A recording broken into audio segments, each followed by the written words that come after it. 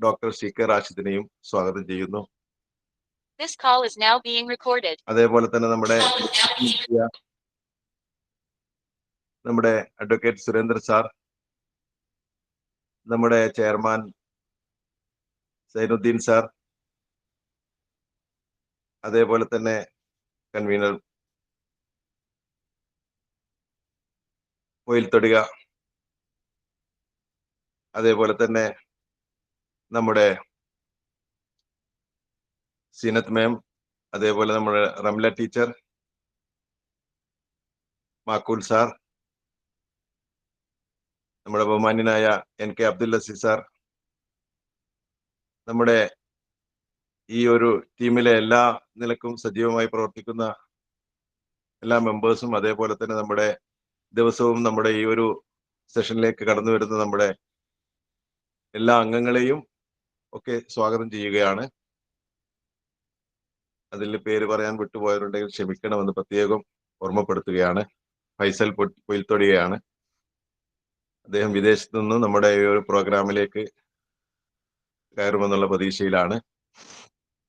ഏതായിരുന്നാലും നമ്മളെ ക്ഷണിക്കാൻ ഞാൻ അബ്ദുൽ അസീസ് സാറും കൂടി ആയിരുന്നു പോയിരുന്നത്. ചാക്കുണ്ണി സാറ് ക്ഷണിക്കാൻ വേണ്ടിയിട്ട് നമ്മളെ വളരെ നല്ല രീതിയിൽ സ്വീകരിച്ചു.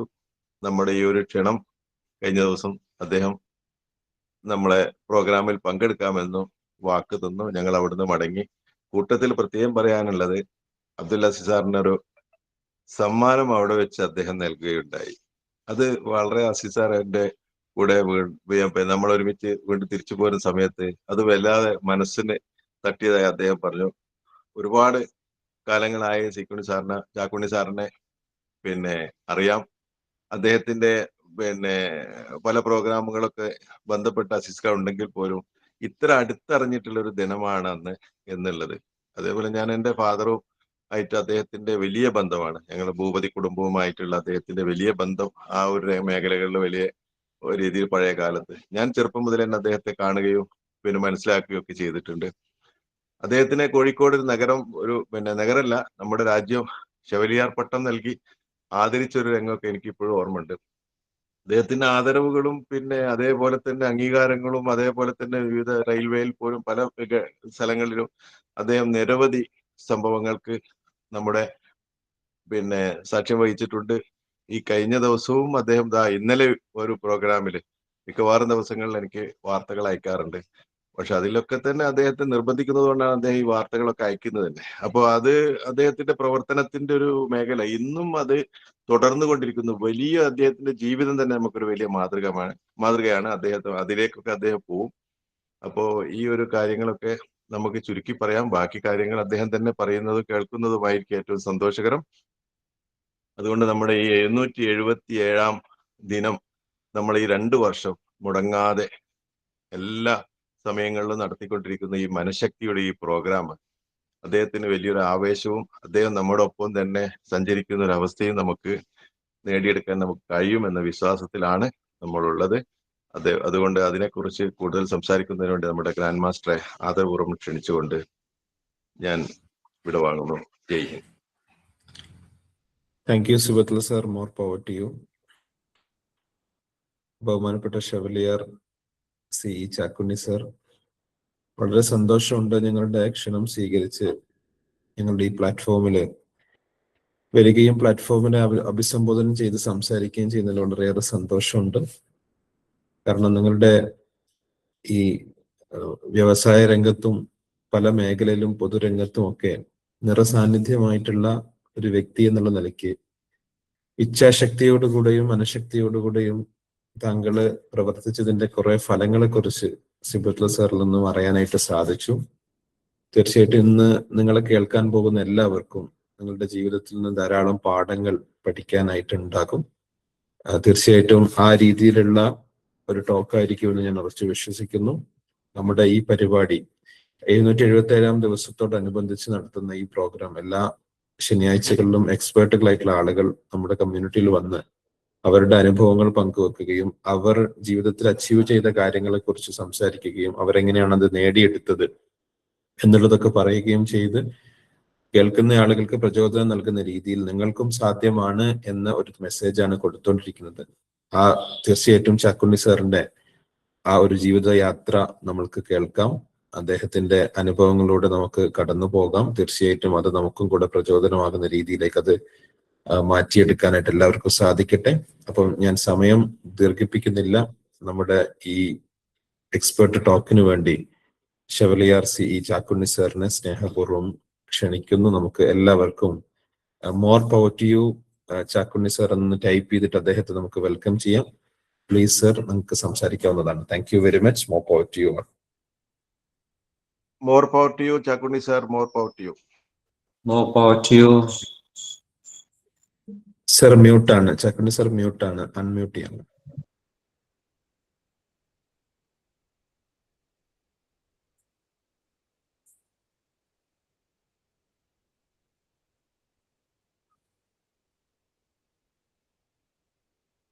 അദ്ദേഹം ഇപ്പം ജോയിൻ ചെയ്യും. കാണുന്നില്ലല്ലോ.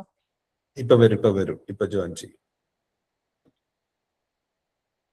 ഓക്കെ, ക്യാമറ ഓൺ ചെയ്തിട്ട് ഇരിക്കാൻ പറ്റുന്ന ആളുകളൊക്കെ ക്യാമറ ഒക്കെ ഒന്ന് ഓൺ ചെയ്തിരിക്കുക. കാരണം 80 വർഷത്തെ ജീവിതമാണ് അദ്ദേഹം പറയാനായിട്ട് പോകുന്നത്. തൃശ്ശൂരിൽ നിന്ന് യാത്ര തുടങ്ങി കോഴിക്കോട്ടുകാരനായിട്ട് മാറിയിട്ടുള്ള നിരവധി വിഷയങ്ങളിൽ ഇടപെടുകയും അദ്ദേഹത്തിൻ്റെതായ വ്യക്തിമുദ്ര പതിപ്പിക്കുക ചെയ്തിട്ടുള്ള വ്യക്തിയാണ്. നമുക്ക് അദ്ദേഹത്തിനെ കേൾക്കാം. ഓക്കെ സർ, തുടങ്ങാം. Thank you very much. നമസ്കാരം, എല്ലാവർക്കും നമസ്കാരം. നമസ്കാരം. കേൾക്കുന്നു സാർ. കേൾക്കുന്നുണ്ടല്ലോ. ആദ്യമായിട്ട് എന്നെ പറ്റി പറഞ്ഞ നല്ല വാക്കുകൾക്ക് വളരെ വിനയത്തോടെ നന്ദി അറിയിക്കുന്നു.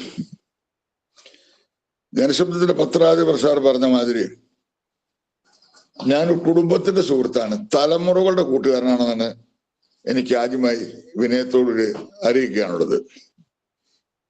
കേവലം വായനകളും യാത്രകളുമാണ് എൻ്റെ വഴികാട്ടി. അതോടൊപ്പം കഠിനാധ്വാനം. എന്നെപ്പോലെ ചെറുപ്രായത്തിൽ കഠിനാധ്വാനം ചെയ്തവര് അപൂർവമായിരിക്കുമെന്നാണ് ഞാൻ മനസ്സിലാക്കുന്നത്. ഇങ്ങനൊരു അവസരം തന്നതിന് ഡോക്ടർ റഷീദ് സാറിനോടും ജനശബ്ദം പത്രാധിപരോടും ഈ രാവിലെ എന്നെ കേൾക്കാൻ തയ്യാറായി വന്ന 116 കാണുന്ന എല്ലാവരോടും നന്ദിയും അറിയിക്കുന്നു. വളരെയധികം പ്രയാസങ്ങളും പ്രതിസന്ധികളും ഞാൻ നേരിട്ടിട്ടുണ്ട്. ആദ്യകാലത്തൊക്കെ ഞാൻ വലിയ വാശിക്കാരനായിരുന്നു. അതൊരു പരിധിവരെ വിജയിച്ചെങ്കിലും ഞാനിൽ നിന്ന് ഖേദിക്കാൻ ക്ഷമയാണ് നമ്മുടെ ഏറ്റവും വലിയ കൈമുതൽ. പൊതുപ്രവർത്തനം ജനങ്ങൾക്ക് ഉപകാരമുള്ള രീതിയിലായിരിക്കണം. അതോടൊപ്പം ഞാൻ ചെയ്യുന്ന പ്രവർത്തനങ്ങൾക്ക് ചെറിയൊരു പബ്ലിസിറ്റി കൊടുക്കാറുണ്ട്. അതിൽ പലരും വിമർശിക്കാറുണ്ട്. അത് മറ്റുള്ളവർക്കും പ്രചോദനമാവും. കോവിഡ് കാലത്ത് എനിക്കും എൻ്റെ കുടുംബത്തിനും ദൈവാനുഗ്രഹത്താൽ ചെറിയ ചെറിയ കെട്ടിടങ്ങളുണ്ട് ഇവിടെ. ആ കെട്ടിടങ്ങളിലെ ഒരു വാടകക്കാരൻ എന്നെ വിളിച്ചു പറഞ്ഞു, വളരെ പ്രയാസത്തിലാണ്, ജോലിക്കാർക്ക് ശമ്പളം കൊടുക്കാൻ പോലും ഇല്ലാത്തൊരവസ്ഥയുള്ളതെന്ന് അദ്ദേഹം പറഞ്ഞു. അപ്പൊ അദ്ദേഹത്തിന്റെ ഒരു അഡ്വാൻസ് എൻ്റെ കയ്യിലുണ്ടായിരുന്നു. എപ്പോഴും ഞാൻ നല്ലൊരു അഡ്വാൻസ് വാങ്ങാറുണ്ട്. അത് ഞാൻ ചെറിയൊരു എമൗണ്ട് പലിശ രഹിത ലോണായിട്ട് കൊടുത്തു.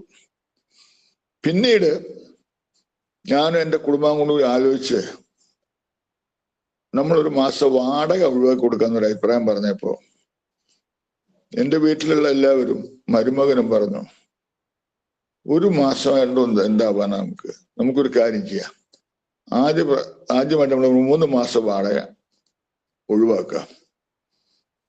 അതിന് ഞാൻ ചെറിയൊരു പബ്ലിസിറ്റി കൊടുത്ത് എനിക്ക് വധഭീഷണി വരെ വരലുണ്ടായി. പല കെട്ടിടവും നിങ്ങൾക്ക് കൊടുക്കാം, നിങ്ങൾക്കത് കഴിയില്ല എന്നെല്ലാം പറഞ്ഞു.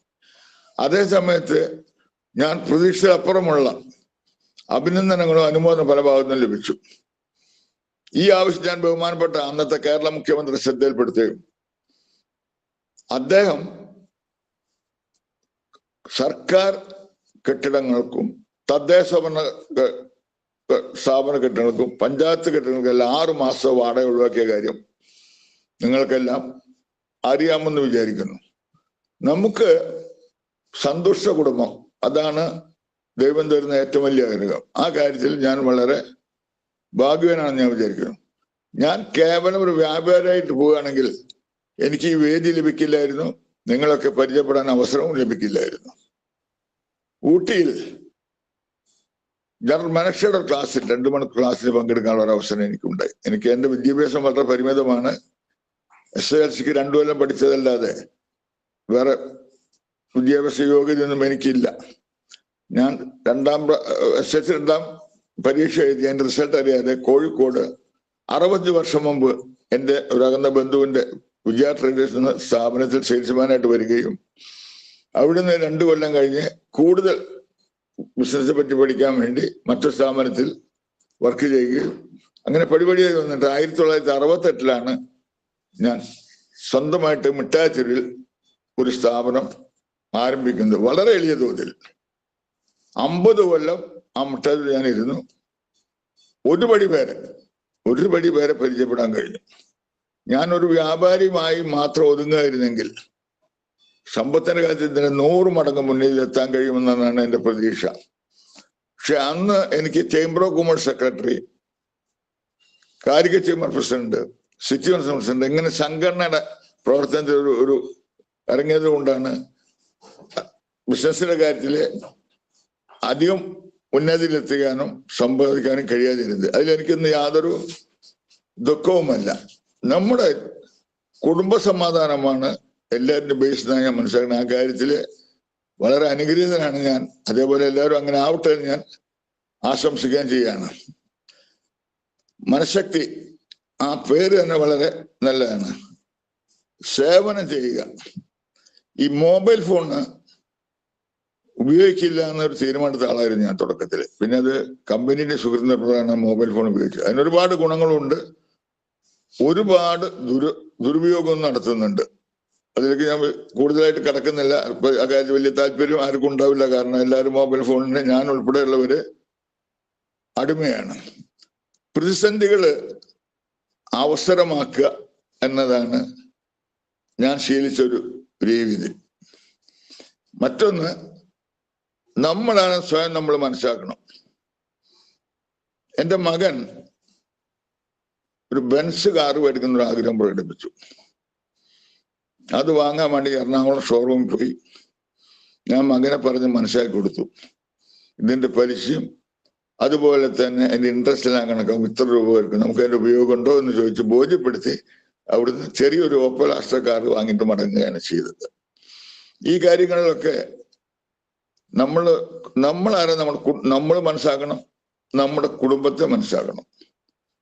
ഞാൻ ഇന്ന് താമസിക്കുന്ന വീട്, എൻ്റെ ഒരു സുഹൃത്ത് ഒരു വ്യാപാരി വീട് പണിത്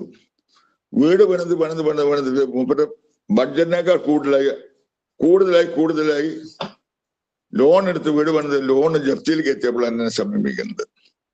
അപ്പൊ ഞാൻ കടം കൊടുക്കാറുമില്ല, കടം വാങ്ങാറുമില്ല. ആ പ്രിൻസിപ്പൾ 1-2 തവണ തെറ്റിക്കേണ്ടി വന്നിട്ടുണ്ടെങ്കിലും കടം വാങ്ങാറില്ല, കൊടുക്കാറില്ല, മടക്കി കൊട്ടിച്ച് കൊടുക്കാറുമില്ല. എന്തെങ്കിലും സഹായിക്കുന്ന അത് വേണമെന്ന് പറയും, കിട്ടിയ വാങ്ങും, അല്ലാതെ ആ കാര്യത്തിൽ നടക്കലില്ല. പക്ഷെ നമ്മളെ സംബന്ധിച്ച് നമ്മുടെ ജീവിതം മാതൃകയായിരിക്കണം, എങ്കിലേ നമ്മുടെ മക്കൾ അത് നമ്മളെ അനുകരിക്കുള്ളൂ.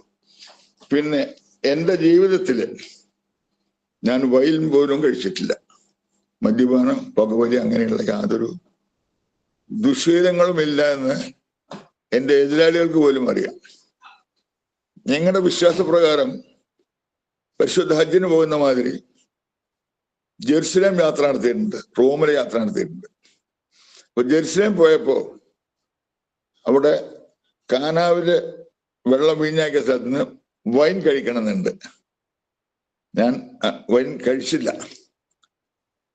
ഫ്ലൈറ്റിലൊക്കെ നമ്മൾ യാത്ര ചെയ്യുമ്പോൾ ഒരുപാട് മദ്യം നമ്മൾക്ക് തരും. അതുപോലെ തന്നെ ഇതൊന്നും വാങ്ങാത്തതിന്റെ പേരിൽ എനിക്ക് വൈൻ്റെ കുപ്പിയൊക്കെ തരാൻ ഞാൻ സ്വീകരിക്കാറില്ല. ആരിൽ നിന്ന് ഞാൻ മദ്യം സ്വീകരിക്കാറില്ല, കൊടുക്കാറുമില്ല. മദ്യപിച്ചവരെ എൻ്റെ കാണാൻ ഞാൻ തയ്യാറാവാറില്ല. വീട്ടിലായാലും ബന്ധുക്കളായാൽ പോലും ഓഫീസിലും ഇവിടെ സംസാരിക്കാറില്ല. മാത്രമല്ല ജോലിക്ക് നിർത്തുമ്പോൾ എൻ്റെ ഒരു കണ്ടീഷൻ, എന്റെ ജോലി ചെയ്യുന്ന സമയത്ത് നിങ്ങൾ നാട്ടിൽ പോയിട്ട് എന്തായാലും കുഴപ്പമില്ല, ഇവിടെ മദ്യപാനം പാടില്ല എന്നാണ് എന്റെ വിശ്വാസം. കാരണം മദ്യപിച്ച് സകല നഷ്ടപ്പെട്ട് കുടുംബം പറയും. മദ്യപാനം കൊണ്ട് നമുക്ക് മാത്രമല്ല നമ്മുടെ കുടുംബത്തിന് അനുഭവിക്കുന്ന വിഷമങ്ങൾ കൂടി നമ്മൾ മനസ്സിലാക്കണം. അതുപോലെ തന്നെ സ്ത്രീധനം വാങ്ങാറുമില്ല, കൊടുക്കാറുമില്ല. അതിന്റെ പേരിൽ എൻ്റെ വീട്ടിൽ നിന്ന് പോലും നല്ല എതിർപ്പ് വന്നിട്ടുണ്ട്. മകളുടെ കല്യാണത്തിന് പല കല്യാണം മുടങ്ങാവര് ഈ സ്ത്രീധനത്തിന് വേണ്ടി തർക്കത്തിന് വേണ്ടി.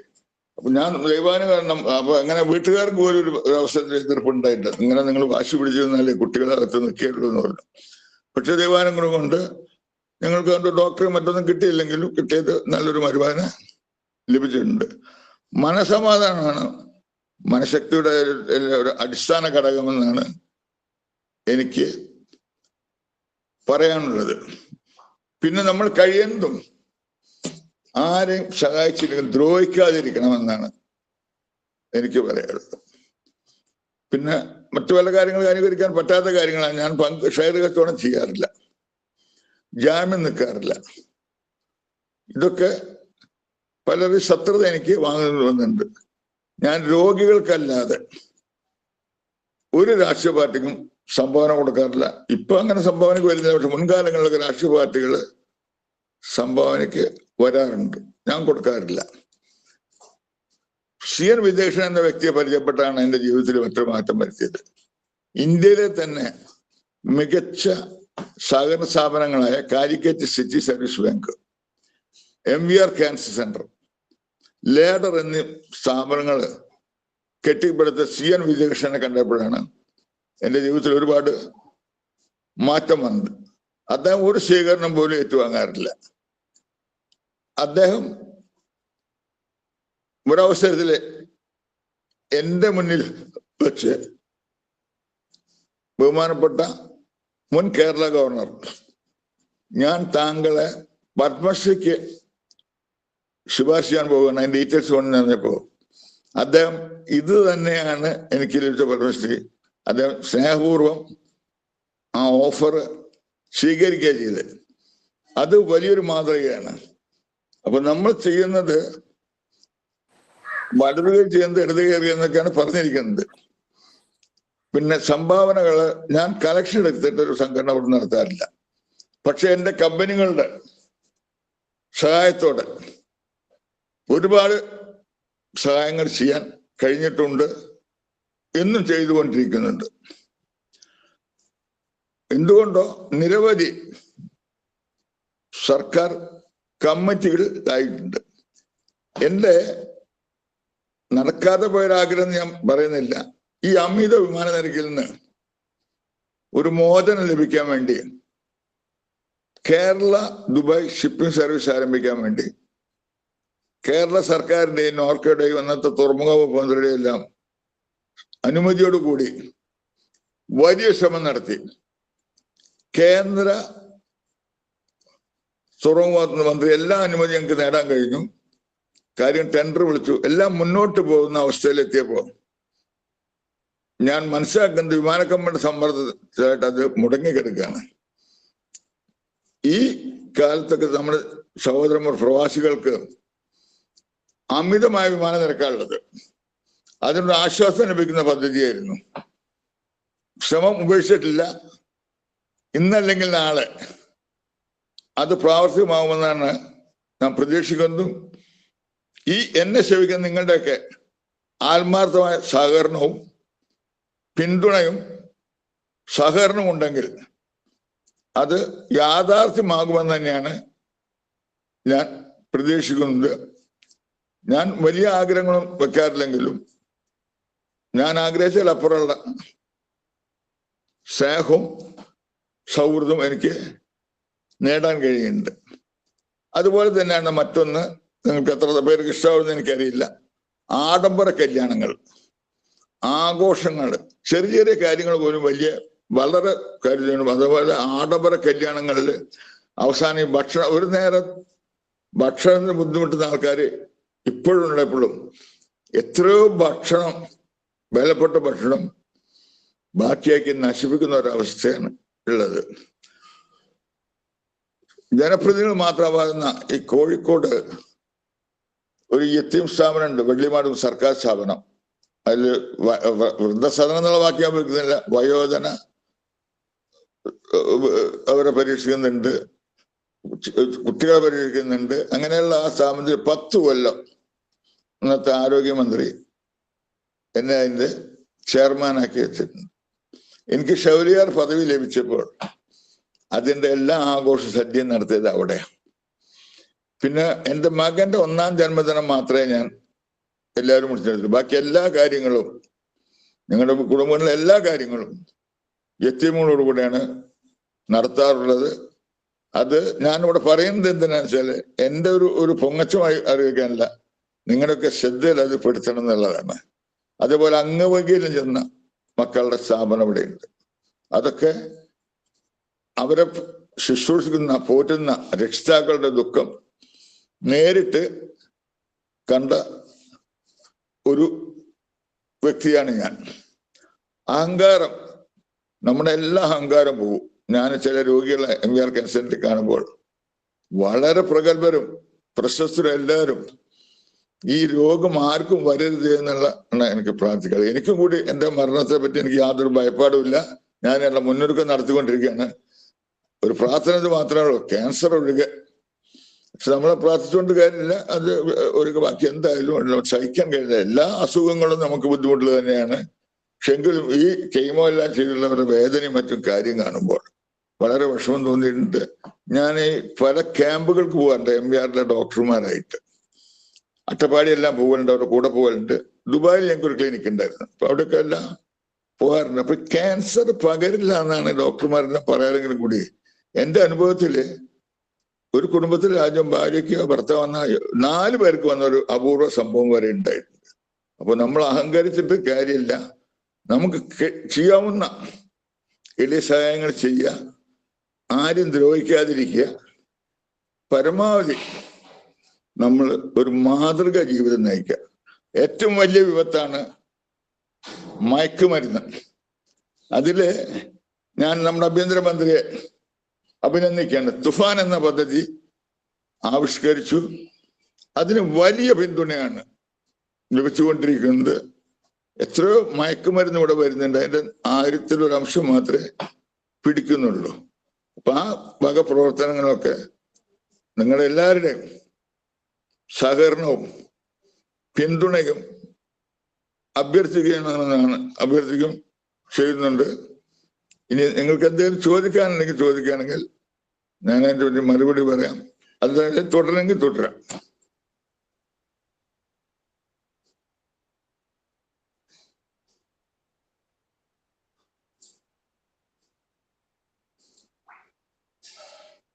എന്നെ അറിയിച്ച സമയം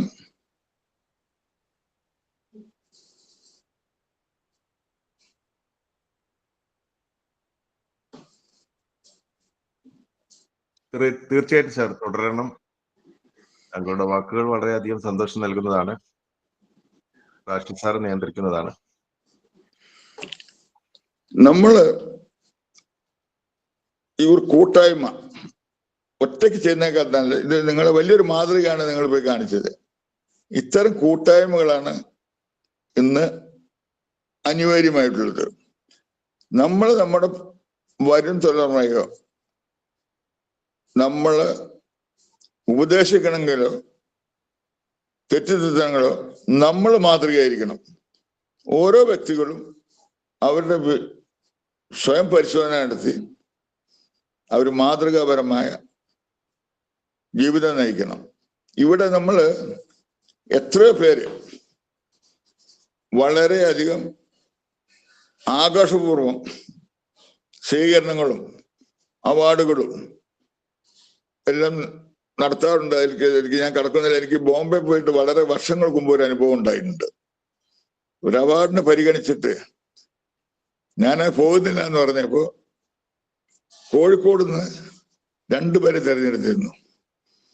അവരെ നിർബന്ധം മൂലം തീരെ എനിക്ക് താല്പര്യം, ഞാൻ ബോംബെ പോവുകയും അവിടെ പോയപ്പോൾ ഞങ്ങളെ ഓരോരുത്തരെ വിളിച്ച് ബാഡ്ജ് വാങ്ങാൻ വേണ്ടി ക്ഷണിച്ച തലേ ദിവസം അവിടെ ചെന്നപ്പോ അവര് ഒരു മെമ്പർഷിപ്പ് എടുക്കണമെന്നാ പറഞ്ഞത്. അവരുടെ സംഘടനയ്ക്ക് ഒരു മെമ്പർഷിപ്പ് അന്ന് പറഞ്ഞത് 1,00,000 റുപ്യ. അന്ന് 12,500 റുപ്യാണ് ഒരു അംബാസഡർ കാരനുള്ളത്. അപ്പൊ അത് വാങ്ങാൻ വേണ്ടി പേര് ഞാൻ വെളിപ്പെടുന്നത് ഇന്ത്യയിലെ തന്നെ പ്രമുഖ വ്യവസായികളും അതുപോലെ വിദ്യാസ്ഥാപനങ്ങളെല്ലാം വന്നിട്ടുണ്ട്. അവരെല്ലാം സന്തോഷപൂർവ്വം ബാഡ്ജും വാങ്ങിയിട്ട് മടങ്ങുന്നുണ്ട്. ഞാൻ പറഞ്ഞു, നിങ്ങളിത് ആദ്യം പറഞ്ഞിട്ടില്ല, ഈ കണ്ടീഷൻ ആദ്യം പറഞ്ഞിട്ടില്ല, അതുകൊണ്ട് ഞാൻ തരാൻ തയ്യാറില്ല എന്ന് പറഞ്ഞു. എന്നാൽ നിങ്ങൾക്ക് പോകാമെന്നും പറഞ്ഞു. എന്റെ സുഹൃത്തിനെ വിളിച്ചു വരുത്തി, സുഹൃത്തിന് മടക്കി അയച്ചു. ഞാൻ അവിടെ തന്നെ മഞ്ചേരിയിൽ ഞങ്ങളുടെ കേസ് വരുത്താൻ ബോംബെയിലെ ഒരു പ്രമുഖ വക്കീലുണ്ടായിരുന്നു. സ്വകാര്യ കമ്പനിയുടെ സാധനം പിടിച്ച കേസ് നടത്താൻ അദ്ദേഹത്തെ പരിചയമുണ്ട്. അദ്ദേഹത്തെ പോയി ഞാൻ കണ്ടു. അപ്പൊ അദ്ദേഹം അപ്പൊ തന്നെ അതിന്റെ ഭാര്യകളെ വിളിച്ചിട്ട്, നിങ്ങള് കോഴിക്കോടുന്ന് വിളിച്ചു വരുത്തി നിങ്ങൾ അവാർഡ് കൊടുത്തില്ലെങ്കിൽ കോടതി പൊടി അവാർഡ് ഫംഗ്ഷൻ സ്റ്റേ ചെയ്യുമെന്ന് പറയുന്നു. അങ്ങനെ ആ അവാർഡ് വാങ്ങിയിട്ടാണ് ഞാൻ മടങ്ങിയിട്ടുള്ളത്. അന്നത്തെ അത്ര വാശിയായിരുന്നു എനിക്കൊരു കാലത്ത്. അപ്പൊ ഞാനിത് പറയാനുള്ള കാരണം, ഒരുപാട് അവാർഡ് കണ്ട് അവരൊക്കെ എല്ലാം ആദരപൂർവ്വം ഞാൻ അംഗീകരിക്കുകയും ആദരിക്കുകയും ചെയ്യാണ്. ഈ അവാർഡ് ആർക്ക് കൊടുക്കുന്നു, ആര് കൊടുക്കുന്നു എന്നുള്ളതാണ് എന്റെ പ്രസക്തി ഉള്ളത്.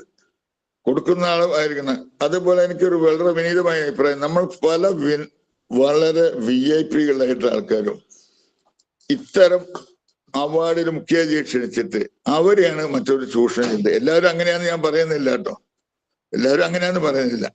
അത്തരം പല കാര്യങ്ങളും നടക്കുന്നുണ്ട്. സ്വയം നമ്മൾ പൊങ്ങച്ചം നടത്തിയിട്ട് കാര്യമില്ല. ഞാൻ ആരാണെന്ന് നിങ്ങൾക്കറിയാം, പിന്നെ ഞാൻ എന്ത് പൊങ്ങച്ചം കാണിച്ചിട്ടും കാര്യമില്ല. അപ്പൊ ഓരോരുത്തരും സ്വയം വിലയിരുത്തി നിയന്ത്രിച്ച് പരമാവധി കഴിയുന്ന മാതിരി നമ്മൾ മറ്റുള്ളവരെ സഹായിക്കണമെന്നാണ് എനിക്ക് അഭ്യർത്ഥിക്കേണ്ടത്. ഒരുപാട് നല്ല മാതൃകകൾ വരുന്നുണ്ട്. ഇപ്പൊ കുറെ വീടുകൾ വെച്ചു കൊടുക്കുന്നുണ്ട്.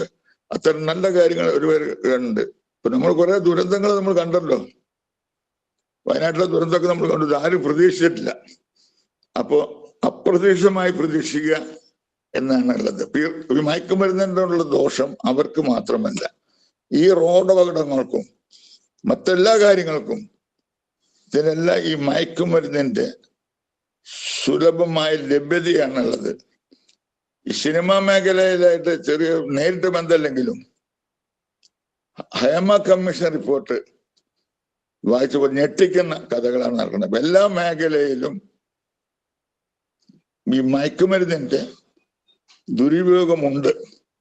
പിന്നെ നമ്മൾ കുറെ ഇപ്പൊ അടുത്ത് തന്നെ കുറെ വെടിക്കെട്ട് അപകടങ്ങൾ ഉണ്ടായി. ഓരോ കമ്മീഷനും വെക്കും, കോടികൾ ചെലവാക്കും. ആ റിപ്പോർട്ടുകളൊന്നും പിന്നെ നടപ്പാക്കുന്നില്ല. ഒരേ കുറ്റവാളികൾ പല കുറ്റങ്ങൾ പിന്നീട് കുറ്റം ആവർത്തിക്കാൻ വരും. അത് ശിക്ഷയുടെ പോരായ്മയാണെന്ന് തോന്നണം. അവിടെയാണ് നമ്മൾ UAE മാതൃകയാക്കേണ്ടത്. വിദേശ രാജ്യങ്ങളിൽ UAE പ്രത്യേകിച്ച് നിയമങ്ങൾ കർശനമായില്ല. അവിടെ നമ്മൾ ആരും ഈ നിയമം ലംഘിക്കുന്നില്ലല്ലോ. അതേ നമ്മള് ഇവിടെ ഈ നിയമങ്ങളൊക്കെ ചെയ്യണം. എന്നും ടോൾ പ്ലാസയിലൊക്കെ കാണുന്ന സംഭവങ്ങളൊക്കെ നിങ്ങൾക്ക് അറിയാൻ പറ്റും.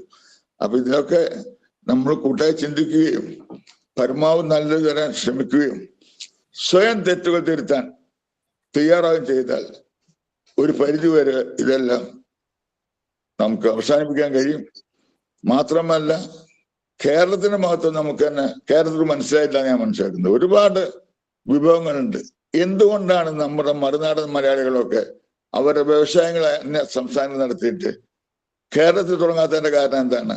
ഇന്ത്യയിലെ എല്ലാ സംസ്ഥാനത്തും വ്യവസായമായിട്ട് ബന്ധപ്പെട്ട് പോകാനുള്ള ഒരു അവസരം എനിക്ക് ഉണ്ടായിട്ടുണ്ട്.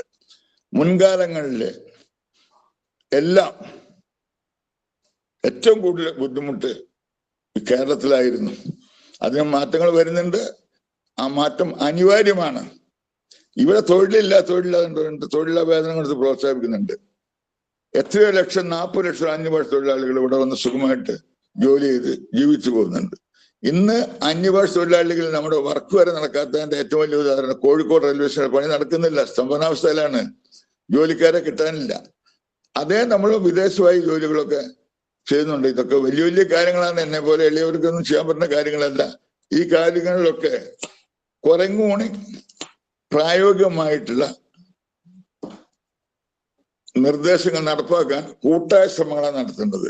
ഭരണപക്ഷവും പ്രതിപക്ഷവും യോജിച്ച് ചെയ്യേണ്ട കാര്യങ്ങൾ യോജിച്ച് ചെയ്യുന്നതിന് രാഷ്ട്രീയത്തിന് കക്ഷി രാഷ്ട്രീയത്തിന് അതീതമായി യോജിച്ച് നിൽക്കുന്നു. പിന്നെ മറ്റു കാര്യങ്ങളൊക്കെയാണ് ഇപ്പൊ എന്റെ സഭയിൽ തന്നെ, സഭയ്ക്കുള്ളിൽ തന്നെ തർക്കങ്ങൾ നിലനിൽക്കുക. അത് വളരെ കയ്യാങ്കളിയിരിക്കും. പോലീസ് സേവനത്തിന് വേണ്ട അവസ്ഥയിലെത്തിയിരിക്കുക. ഇതൊന്നും ഖുറാനിലോ ബൈബിളിലോ മറ്റ് ഹിന്ദു പുരാണങ്ങളിലോ എന്ന് പറഞ്ഞ കാര്യങ്ങളല്ല. എല്ലാ മതങ്ങളും പറയുന്നത് നല്ല സന്ദേശം തന്നെ, ഒരേ സന്ദേശം തന്നെ എല്ലാ മതങ്ങളും നൽകുന്നത്. പക്ഷെ എന്തുകൊണ്ടോ അനുയായികളും അണികളുമായ നമ്മൾ അത് ലംഘിച്ച് പരസ്പരം വെല്ലുവിളിക്കുന്ന, പള്ളി പിടിച്ചെടുക്കുക, അങ്ങനെയുള്ള ഒരുപാട് കാര്യങ്ങളാണ് ചെയ്യുന്നത്. ആ വിഷയത്തിൽ ഞാൻ കൂടുതൽ കടക്കാൻ ആഗ്രഹിക്കുന്നില്ല.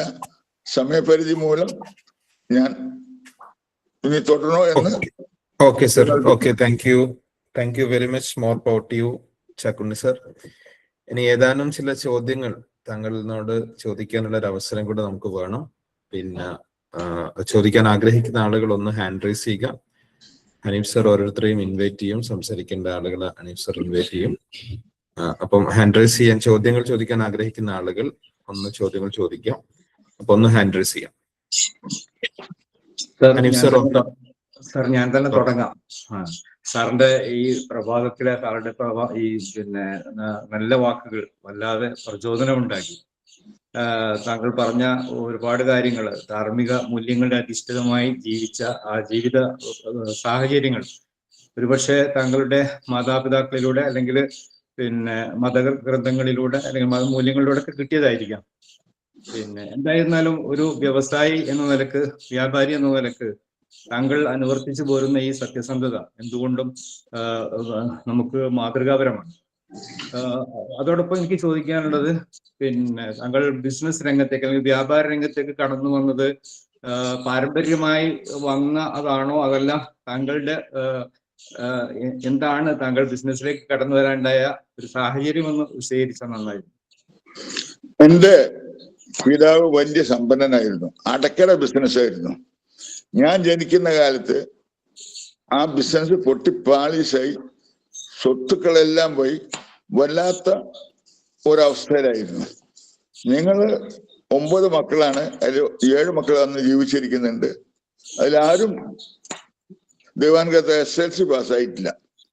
അതുകൊണ്ട് തന്നെയാണ് ഞാനൊരു വ്യാപാരിയായത്.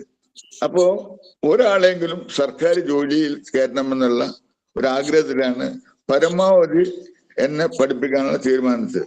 പക്ഷെ ഞാനതുകൊണ്ട് മോശക്കാരനായിട്ടല്ല. ഞാൻ ഹിന്ദിയിൽ മാത്രമേ തോറ്റത്. SLCക്ക് 2 തവണ ഹിന്ദിയിൽ തോറ്റു. അതിന്റെ കാരണം സിലബസ്, ഞാൻ മലബാർ സിലബസിലാണ് പഠിച്ചത്. ട്രാവൻകൂർ സിലബസിൽ 5 മുതൽ ഹിന്ദി തുടങ്ങിയിട്ടുണ്ട്. ഞാൻ പഠിക്കുന്നത് 8 മുതൽക്കാണ്. അതുകൊണ്ടാണ് തോറ്റത്. ആ തോറ്റതാണ് എന്റെ ദൈവാനുഗ്രഹമായി കാണുന്നത്. പക്ഷെ ഞങ്ങൾ 3 മക്കളും ബിസിനസ്സുകാരായി. എന്റെ പിതാവ് വിറ്റ എല്ലാ സ്വത്തുക്കളും എനിക്ക് മടക്കി വാങ്ങാനുള്ള ഭാഗ്യമുണ്ടായി. അത് മുഴുവൻ കാണാൻ എന്റെ ഫാദർ കഴിഞ്ഞില്ല. എന്റെ അമ്മ 100 വയസ്സായിട്ടാണ് മരിച്ചത്. 8 വയസ്സിൽ എന്നെ നായ കടിച്ചിട്ടുണ്ട്. അതുകൊണ്ടാണ് ഈ നായശല്യത്തിന് ഒരു പരിഹാരം കാണുന്നുണ്ട്. ഞാൻ എല്ലാ വാതിലുകളും മുട്ടിക്കൊണ്ടിരിക്കുന്നത്. ഇപ്പൊ ബഹുമാനപ്പെട്ട സുപ്രീം കോടതി വളരെ അനുകൂലമായ നിലപാടെടുത്തിട്ടുണ്ട്. അത് നടപ്പാക്കണം. സർക്കാരിന്റെ ചില കാര്യങ്ങൾ എനിക്ക് യാതൊരു മടിയില്ല. ഞാൻ തീവണ്ടി യാത്രക സംഘടന പ്രതിനിധിയായിട്ട് 15/9/2022 അന്നത്തെ മുഖ്യമന്ത്രിക്ക് ഒരു നിവേദനം കൊടുത്തു. അന്നത്തെ മുഖ്യമന്ത്രി വളരെ നല്ല രീതിയിൽ അതിന്റെ ഫോളോ അപ്പ് എടുക്കാൻ എല്ലാം കൊടുത്തു. പിന്നെ അതിനെനിക്ക് മറുപടി ലഭിക്കുന്നത് 3 കൊല്ലം കഴിഞ്ഞിട്ടാ. ഒരു സർക്കാർ ഓഫീസിലേക്ക് നിവേദനം കൊടുത്ത് മുഖ്യമന്ത്രി എന്റെ ബന്ധപ്പെട്ട, അതായത് തദ്ദേശഭരണ സ്ഥാപന ഡയറക്ടർ ഉൾപ്പെടെ നിവേദനം കൊടുത്തിട്ട് അതിന്റെ മറുപടി ലഭിക്കുന്നത് 3 കൊല്ലം കഴിഞ്ഞിട്ടാണ്. ഇത് ഈ കാലതാമസങ്ങൾ. അങ്ങനെ ഞാൻ തുറന്നു പറയുകയാണെങ്കിൽ പല കാര്യങ്ങളും പറയണ്ട. അതിന്റെ എല്ലാ രേഖകളും എന്റെ കയ്യിലുണ്ട്. മറ്റൊന്ന്, വളരെ മുമ്പ്, വർഷങ്ങൾക്ക് മുമ്പ് ഇന്ത്യൻ എയർലൈൻസ് ആണ് കോഴിക്കോട് ബോംബെ വിമാന സർവീസ് മാത്രമായിട്ട് എയർപോർട്ട് തുടങ്ങിയത്. അതിൽ പ്രവർത്തിച്ച ഒരു വ്യക്തിയാണ് ഞാൻ. ആരാധന CH മുഹമ്മദ് സാഹിബ് ഉൾപ്പെടെയുള്ളവരായിട്ട് പ്രവർത്തിച്ച ഒരു വ്യക്തിയാണ് ഞാൻ. ഉണ്ണേരിക്കുട്ടി സാറോ അശങ്കയ സാറൊക്കെ ആയിട്ട്. അപ്പൊ അതിന്റെ അവകാശം പലരും അവകാശപ്പെടുന്നില്ല. ഈ എയർപോർട്ടിന് വേണ്ടി ഏറ്റവും ബുദ്ധിമുട്ടിയത് MA ഉണ്ണേരിക്കുട്ടിയും വി അസംകോയ എന്ന വ്യക്തിയും പിന്നെ KP കേശവമേനോൻ, CH മുഹമ്മദ് ഭായ് എന്നുള്ളവരൊക്കെയാണ്. പക്ഷെ അന്ന് ഈ അനീതി എനിക്ക് സഹിക്കില്ല. ആദ്യം 700 റുപ്യാണ് സ്റ്റാർട്ടിങ്ങിനായത്. പിന്നീട് ഒരിക്കൽ ബോംബെക്ക് ഞാൻ ഇവിടുന്ന് പോകുമ്പോ ഇവിടുന്ന് ബോംബെക്ക് 4200, ബോംബെന്ന് റിട്ടേൺ 4800. അപ്പൊ ഒരേ ദൂരത്തിന് ഒരേ റേറ്റിന് പകരം അതിന് വളരെ പ്രസക്തി ഉണ്ട്. അതുകൊണ്ടാണ് ഞാൻ പറയുന്നത്. ഞാൻ അന്നത്തെ ബഹുമാനപ്പെട്ട PM മുഹമ്മദ് വക്കീലിനെ സമീപിക്കുകയും ലോയർ നോട്ടീസ് അയക്കുകയും ചെയ്ത് ആ പൈസക്ക് പുറമെ 10,000 രൂപ വക്കീൽ ഫീസ് മടക്കി വാങ്ങിയ ഒരു എളിയ വ്യക്തിയാണെന്ന്.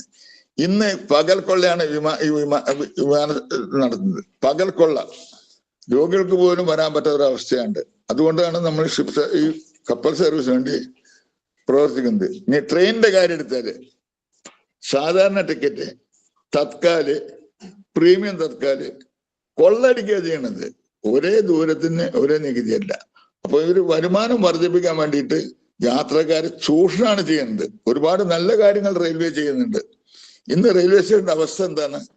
ആകെ പൊളിച്ചിട്ടവിടെ കിടക്കുക, ഒന്നും നടക്കുന്നില്ല. പിന്നെ റെയിൽവേ സ്റ്റേഷൻ മോടി പിടിക്കുന്ന നല്ല കാര്യം, യാത്രക്കാർക്ക് പോകാനുള്ള കയറാനുള്ള ഒരു അവസരം പോലും ഇല്ല. ഇന്ന് ബാംഗ്ലൂർക്ക് ഒരു പരീക്ഷ പോകേണ്ട കുട്ടിക്ക് ടിക്കറ്റ് കിട്ടാതെ ബസ്സിന് പോകാൻ നിർബന്ധരായി. നാളെ പരീക്ഷ എഴുതേണ്ട കുട്ടി ഇന്ന് രാത്രി മുഴുവൻ ഉറപ്പാത്തി ബസ്സിൽ പോയി കഴിഞ്ഞാൽ എങ്ങനെയായിരിക്കും ആ പരീക്ഷ എഴുതാനുള്ള കുട്ടിയുടെ മാനസികാവസ്ഥ? അങ്ങനെ ഒരുപാട് നിരവധി പ്രശ്നങ്ങൾ പരിഹരിക്കാനുണ്ട്. ഇക്കാര്യങ്ങളിൽ നമ്മുടെ ഐക്യത്തോടെ രാഷ്ട്രീയത്തിന് അതിപ്രസരം നമ്മളൊന്ന് കുറയ്ക്കുക തന്നെ വേണം. എല്ലാവരും ഞാൻ അതേമാതിരി കുറ്റം പറഞ്ഞില്ല. ഇപ്പൊ അതിനൊരു ഉദാഹരണം ഞാൻ പറയാം. കിനാലൂര് എയിംസിന് വേണ്ടിയിട്ട് കേരള സർക്കാർ എന്തെല്ലാം കാര്യങ്ങളായിട്ട് മുന്നോട്ട് പോകുമ്പോൾ ഇവിടുത്തെ ജനപ്രതിനിധി ഒരേ ഒരു ജനപ്രതിനിധി ആവശ്യപ്പെടുമ്പോ കാസർഗോഡ് വന്നിട്ട് അവിടെ സമരം ചെയ്യാം, അനുവദിച്ചിട്ടില്ല. പാലക്കാട് വന്നിട്ട് അവിടെ സമരം ചെയ്യാം. അത് കഴിഞ്ഞാൽ ബഹുമാനപ്പെട്ട സുരേഷ് ഗോപി മിനിസ്റ്ററെ കണ്ടു. ആ മിനിസ്റ്റർ ഞാൻ പറഞ്ഞ വെച്ചാൽ നിങ്ങൾ ആകെ ഒരു ഇതിലെത്ത്, നിങ്ങളൊരു ഐക്യത്തിലെത്ത്. അതുപോലെ പിറ്റ്ലൈൻ കോഴിക്കോട് വേണമെന്ന് പറയുമ്പോ ഒരു MP പറയുമ്പോ അതേപോലത്തെ മറ്റൊരു MP കണ്ണൂർ വേണമെന്ന് പറയണം. അപ്പൊ ഒരു ഏകോപനമില്ല. നമ്മൾ കുറെ ആവശ്യങ്ങൾ ഉന്നയിച്ച് പത്രത്തിൽ വരിക എന്നല്ലാതെ അതിലപ്പുറത്തുള്ള ആത്മാർത്ഥത എല്ലാവർക്കും ഇല്ല എന്നല്ല, അപൂർവം ചിലർക്ക് അതിലില്ല. ഉദാഹരണമായിട്ട് ഗോളി ഓറൻസ്, അവിടെ 3 കൊല്ലം ട്രാൻസ്പോർട്ട് ചെറിയൊരു കോൺട്രാക്ട് എടുത്ത വ്യക്തിയാണ് ഞാൻ. വലിയൊരു നഷ്ടം അതും ഉണ്ടായത് എനിക്കുൾപ്പെടെ. അവിടെ ഇപ്പൊ നമ്മള് പല അഭിപ്രായങ്ങളാണ് പറഞ്ഞത്. ഒരു ഏകാഭിപ്രായം ഉന്നയിക്കുന്നില്ല എന്നുള്ളതാണ് നമുക്ക് കിട്ടാത്തതിന്റെ കാരണം. ഒരേ പാർട്ടി തന്നെ വ്യത്യസ്തമായിട്ട് അവരുടെ വേണ്ടുന്നത് ബാത്റൂമിലുള്ള പണിയാണ്, അവരുടെ നിയോഗം വേണമെന്നുള്ള ക്രെഡിറ്റ് എടുക്കാൻ വേണ്ടിയിട്ടുള്ള മത്സരം. അതായത് ഞാൻ സോണൽ കമ്മിറ്റിയിൽ മത്സരിച്ച് ജയിച്ച ആളാണ് റെയിൽവേയുടെ. അവിടെ 11 മണിക്ക് മീറ്റിംഗ് ഉണ്ടെങ്കിൽ 10 മണിക്ക് തമിഴ്നാട്ടിലവര് ഒരു മീറ്റിംഗ് കൂടിയിട്ട് അവര് ഏകോപിച്ച് ഒരു രൂപം ഉണ്ടാക്കിയിട്ട് വരും. ആന്ധ്രക്കാർ അങ്ങനെ വരും. നമ്മുടെ കേരളത്തിലവര് പലരും മാറ്റി പലരും പറയും. സർക്കാരിന്റെ ആൾക്കാര് പലരും പങ്കെടുക്കാറ് തന്നെ ഇല്ല. അത് ഞാൻ ചാനൽ ചർച്ചയിൽ പറഞ്ഞാൽ ഒരു അവസ്ഥയിൽ പറഞ്ഞപ്പോ MP വളരെ എന്നോട് ദേഷ്യപ്പെട്ടു. അദ്ദേഹം അതിൽ മെമ്പറാണ്. 3 മീറ്റിങ്ങിന് അദ്ദേഹം പങ്കെടുത്തിട്ടില്ല. അപ്പൊ ചില കാര്യങ്ങൾ തുറന്നു പറയുമ്പോൾ നമുക്ക് ശത്രുക്കളുടെ അതുകൊണ്ട് ധാരാളം ശത്രുക്കളും എനിക്കുണ്ട്. Okay, thank you sir. Thank U. Nasimuddin sir സംസാരിക്കും. നമസ്കാരം സാർ. സാറിന്റെ സംസാരം വളരെയധികം ഇഷ്ടപ്പെട്ടു. സാർ ഇത്ര സത്യസന്ധമായി സംസാരിക്കാനും ഒരു മാതൃകയായി ജീവിക്കാനും ഇപ്പൊ എന്തെല്ലാം ഘടകങ്ങളാണ് പ്രചോദനമായി വർത്തിച്ചത്? അതെന്തെല്ലാം പ്രചോദനമുണ്ട് ഒന്ന് പറയാമോ സാർ? എന്റെ എല്ലാ ആഗ്രഹങ്ങളും ഉണ്ട്. ഒരു ജനപ്രതിനിധി ആവുന്നുള്ള പ്രതീക്ഷ എനിക്കില്ല, എന്റെ കയ്യിൽ അതാണ്. പക്ഷെ എനിക്ക് പ്രധാനമന്ത്രിയായിട്ട് അഭിനയിക്കുന്ന ഒരു ആഗ്രഹം ഉണ്ടായിരുന്നു. ഞാൻ പ്രതിപക്ഷ നേതാവായിട്ട് ധോനി എന്ന സിനിമയിൽ നസീർ സാറിന്റെ കൂടെ അഭിനയിക്കുക മാത്രമല്ല, അദ്ദേഹം നന്മകൾ കണ്ടറിഞ്ഞ ആളാണ്. നന്മകൾ ഞാൻ കണ്ട വ്യക്തിയാണ് നസീർ സാറിന്റെ. അതേപോലുള്ള അവരാണ് പടിപടി കൂടുന്നത്.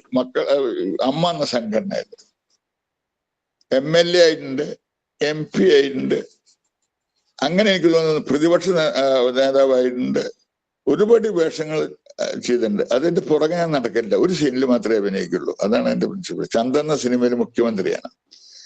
അങ്ങനെ ഞാൻ എൻ്റെ സുഹൃത്തിനോട് എനിക്ക് പ്രധാനമന്ത്രിയായിട്ടൊന്ന് അഭിനയിക്കുന്ന ആഗ്രഹം പറയും.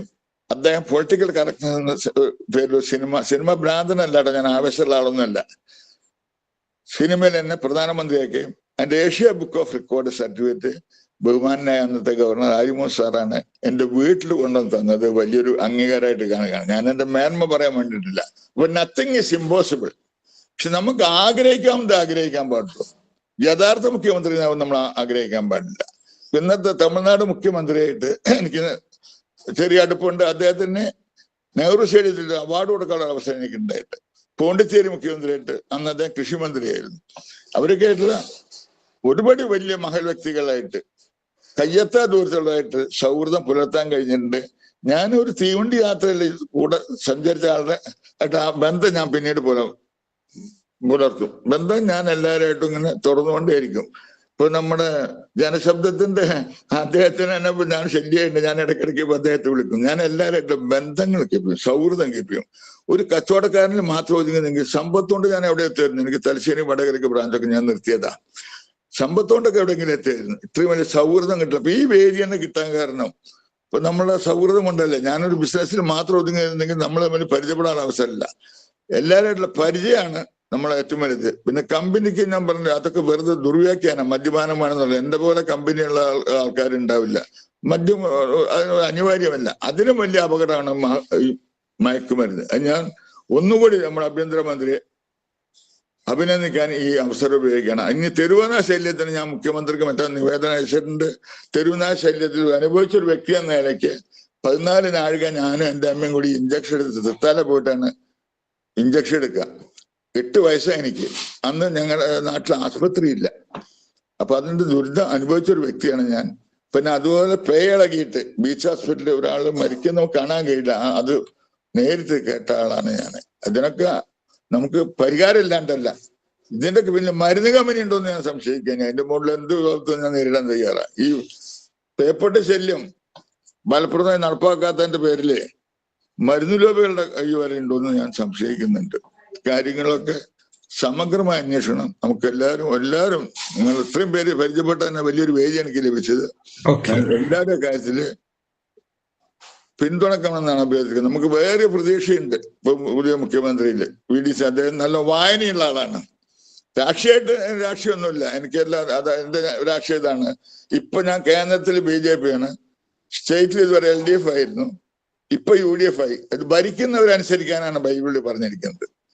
നാട്ടിൽ എനിക്കൊരു വീടുണ്ട്, അവിടെ UDF ആണ്. ആരാ ഭരിക്കുന്നത് അവരെ അനുസരിക്കുക. അന്ധമായിട്ടുള്ള അനുകരണം ആരാധനയൊന്നുമില്ലെങ്കിലും രാഷ്ട്രീയക്കാരിൽ എത്രയോ പേര് നല്ല പേരുണ്ട്. എല്ലാവരും മോശക്കാരല്ല. ഏതെങ്കിലും ഒരാൾ ചെയ്യുന്ന പ്രവൃത്തി കൊണ്ട് ആ മേഖലയാകെ നമ്മൾ മോശക്കാരായി ചിത്രീകരിക്കുന്നതും ശരിയല്ല. Sir, thank you. മോർ പോട്ടി. അപ്പം ഷിപ്പിൻ്റെതൊക്കെ യാഥാർത്ഥ്യമാക്കി എടുക്കാൻ കഴിയുമെന്നുള്ളതാണ് മനസ്സിലാക്കാനായിട്ട് സാധിക്കുന്നത്. ഞങ്ങൾ എല്ലാവരും വിഷ്വലൈസ് ചെയ്യുക.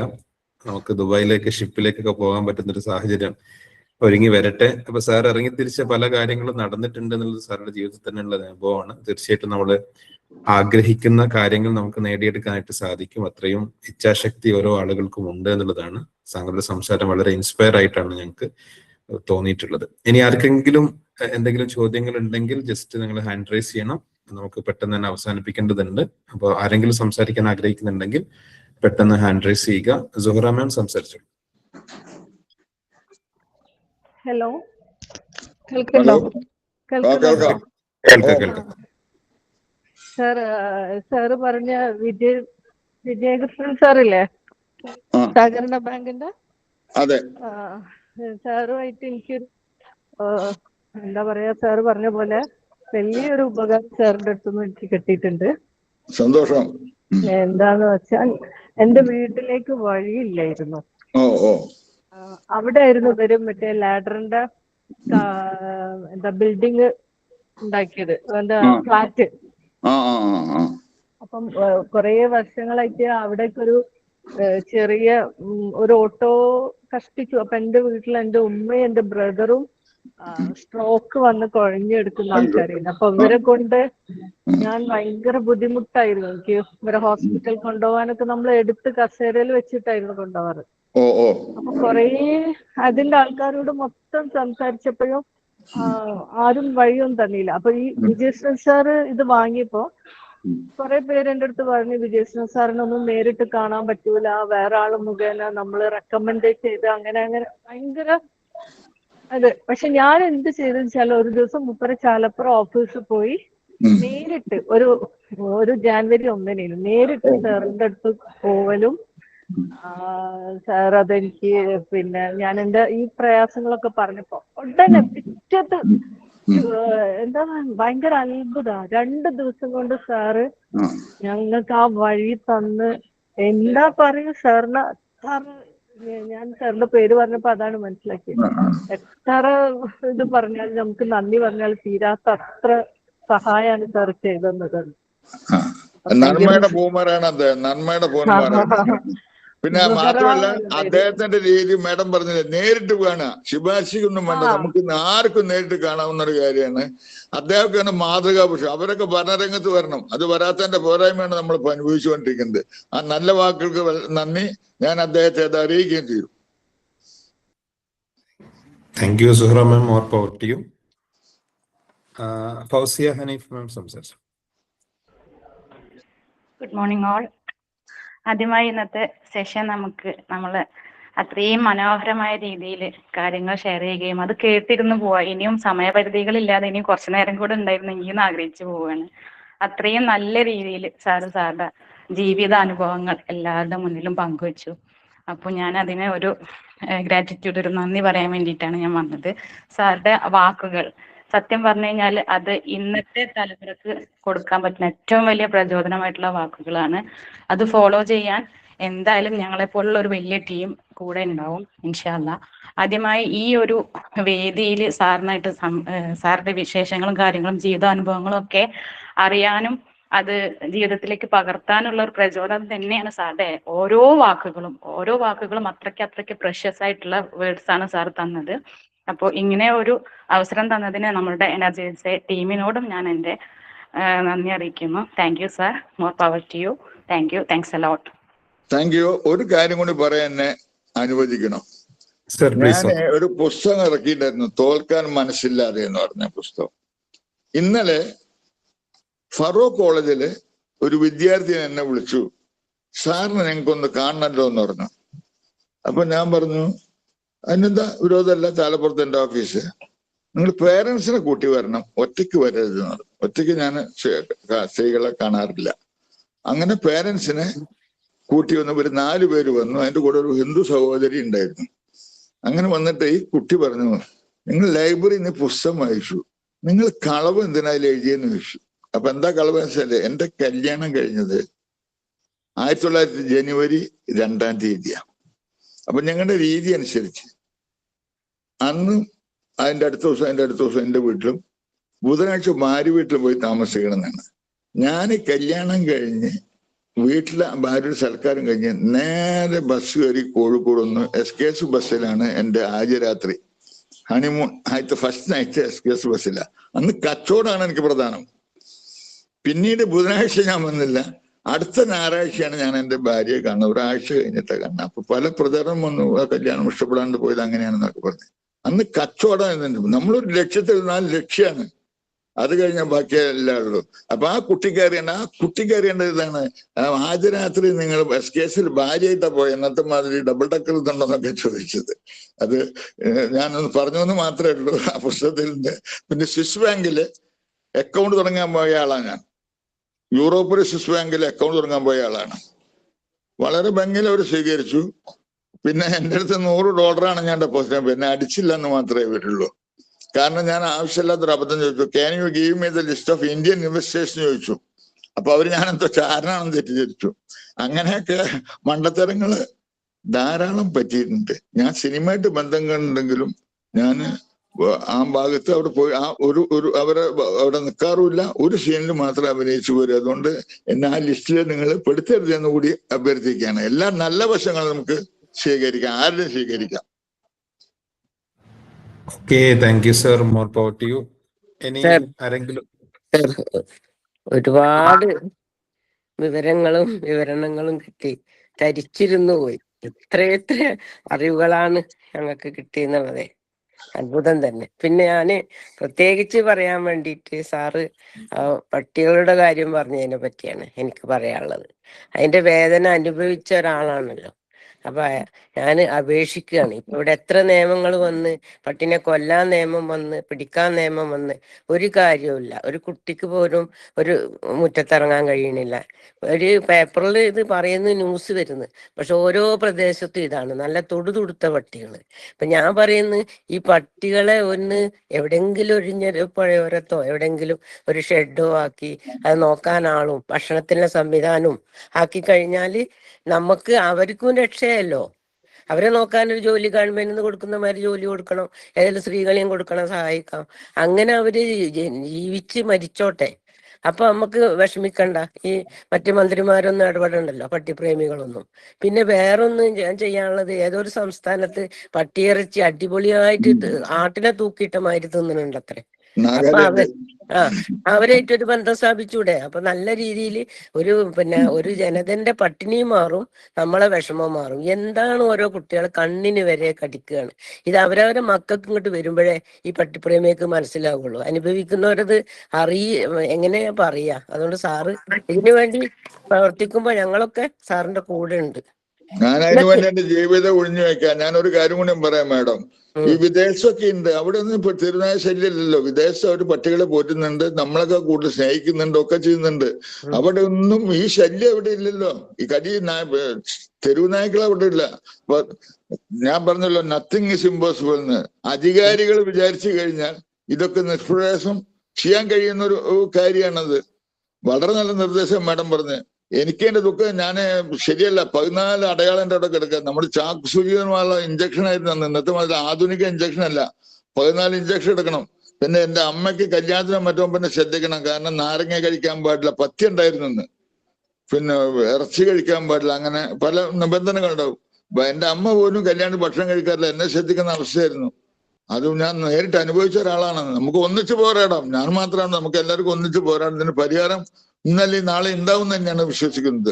പിന്നെ ഇത് വലിയൊരു പരിഹാരം പ്രതീക്ഷിക്കുന്നതിന് മുന്നേ ഓരോ പഞ്ചായത്ത് എടുത്താൽ പോരെ, ഓരോ വാർഡിൽ എത്ര നല്ല മിടുക്കി കുടുംബശ്രീ കുട്ടികളും എല്ലാം ജോലി എടുക്കാൻ റെഡിയാണെന്ന്. ഓരോ പഞ്ചായത്തിൽ ഓരോ വാർഡായിട്ട് തിരിച്ചു കഴിഞ്ഞാൽ ഇതിന് എത്ര വേഗം പരിഹാരമാകാം. ഇത് ഒന്നാമതായിട്ട് വലിയൊരു ഓർഡർ വരണ്ട, നമ്മൾ തന്നെയാണ് ഓർഡർ സ്ഥാപിക്കേണ്ടത്. അത്രയ്ക്ക് വിഷമമുണ്ട് ഒരനുഭവം കാണുമ്പോഴേ. അത് അനുഭവിച്ച ആളാണ് മാഡം ഞാൻ, അതുകൊണ്ട് എനിക്ക് വല്ലാതെ അത് ഫീൽ ചെയ്തത്. Okay sir, sir okay, more power to you. Hello, പ്രവർത്തനപരമായിട്ടാണ് നമ്മുടെ ശ്വേതാമേനോനൊക്കെ സിനിമയിലേക്ക് വന്നത്. അതേപോലെ തന്നെ സാറ് ഞാനും അസിസ്കായും കൂടി വന്ന സമയത്ത് ഒരു സംഗതി പങ്കുവെച്ചിരുന്നു, അത് ഇവിടെ പറയണ്ട. സാറിന്റെ മരണം കൂടി സാറിന് മുന്നിൽ കാണുന്നുണ്ടെന്ന്, അതിനെപ്പറ്റി ഒന്ന് പറയാം. തീർച്ചയായിട്ടും ഞാൻ അതിന്റെ ഒരുക്കങ്ങൾ തുടങ്ങി. എന്റെ മക്കളെ ഒരു അടിപിടി കൊണ്ട് ഞാൻ എന്റെ സ്വത്തുക്കളൊക്കെ ഭാഗിച്ചു കൊടുത്തു. എന്റെ മരണശേഷം അതിന്റെ മുകളിൽ ഒരു പ്രശ്നങ്ങൾ ഉണ്ടാവരുത്. നല്ല സൗഹാർദ്ദമായിട്ടുള്ള കുടുംബ ബന്ധമാണ് ഞങ്ങളുടെ. അത് ഞാൻ എന്റെ സ്വത്തുക്കൾ അതിന് തകരാറാവാൻ പാടില്ല എന്നുള്ളതാണ് എനിക്ക് നിർദ്ദേശിക്കാനുള്ളത്. ഇപ്പൊ എന്റെ മയ്യത്തടക്കാൻ തന്നെ ഇവിടെ ഞങ്ങൾക്കില്ല. ഞാൻ വാങ്ങിയ സ്ഥലത്ത് അടിപിടിയാണ്. പക്ഷെ തർക്കമില്ലാത്തൊരു പള്ളിയിലേക്ക് മാറി ഞാൻ അവിടെ മെമ്പർഷിപ്പ് എടുത്ത ആളാണ്.